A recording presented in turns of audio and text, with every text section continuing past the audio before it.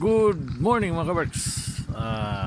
7:30 na karon. Ihawa ta og pulumulok mga 5:40 sa kadlawon.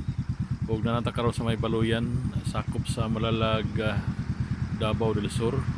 Ug ipahuway ta diri sa may abandon nga murag restaurant ni siya. Sa una rin kami mga unos ka ng itik na manok nga buhok. Ug kasi kayo mag-agi-agi din mga kabarks, kaya masakyanan nga mag-agi din subo na kayo paralandungon tungod kay likod aning maong i-abandon nga building na imo na ni siya karon nga basurahan. Pakita na ko mga kabarks.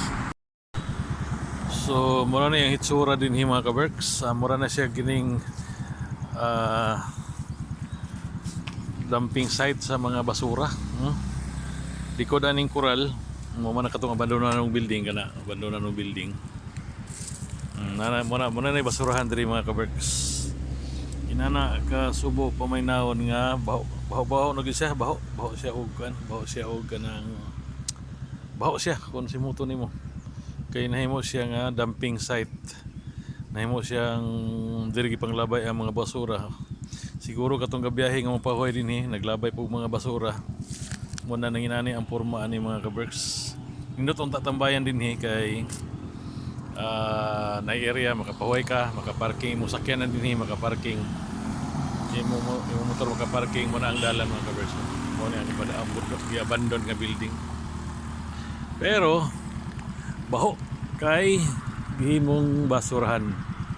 So ako lang ning ipakita nga video mga kabarks para awareness po sa mga kanang biyahe, no? Ngayon ta dita magpatakag labay sa itong mga basura kay bis nga mapahuway ta sa lugar nga nindot inani atong makita.